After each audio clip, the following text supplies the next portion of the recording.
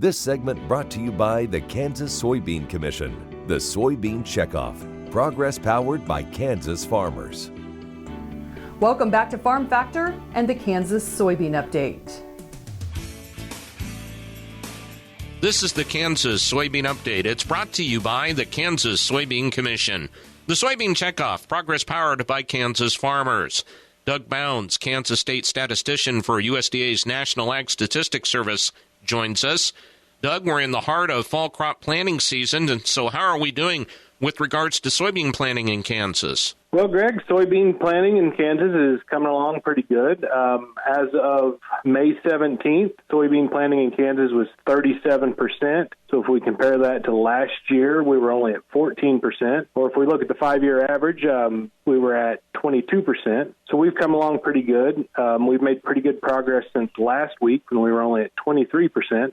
So that's about a 14% jump week over week. And we've got several reports coming up, but probably the next big report, Doug, will be on June 30th when USDA's Acreage and grain stocks report will be released. And what's some of the data that will go into that report? So the acreage report that comes out will have all the plantings that happened this spring, and then it will have some updated wheat numbers, of course. Back in March, we forecast soybean plantings to be right at 5 million acres in the state.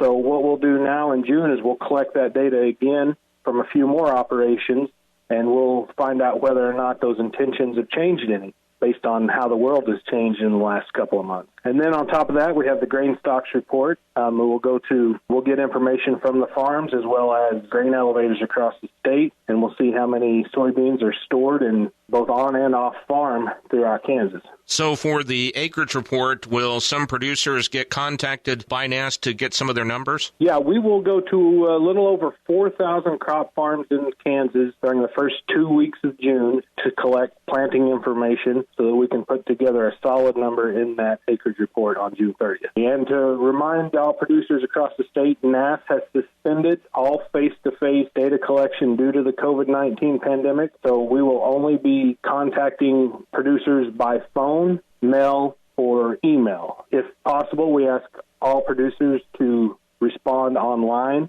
That's the fastest and cheapest way to respond. If they can't do that, by mail is the next cheapest way. But if they get a phone call, then please respond that way, and that will make life better for just about everybody involved. All right, Doug, we appreciate your time. Thank you very much. Thank you, Greg. That is Doug Bounds, Kansas State statistician for USDA's National Ag Statistics Service, who joins us on the Kansas Soybean Update. It's brought to you by the Kansas Soybean Commission. The Soybean Checkoff, progress powered by Kansas farmers. Learn more at kansassoybeans.org. For Kansas Soybeans, I'm Greg Akagi. Stay tuned after the break as Dwayne Taves visits with Lily Edwards Calloway from CSU about animal welfare guidelines.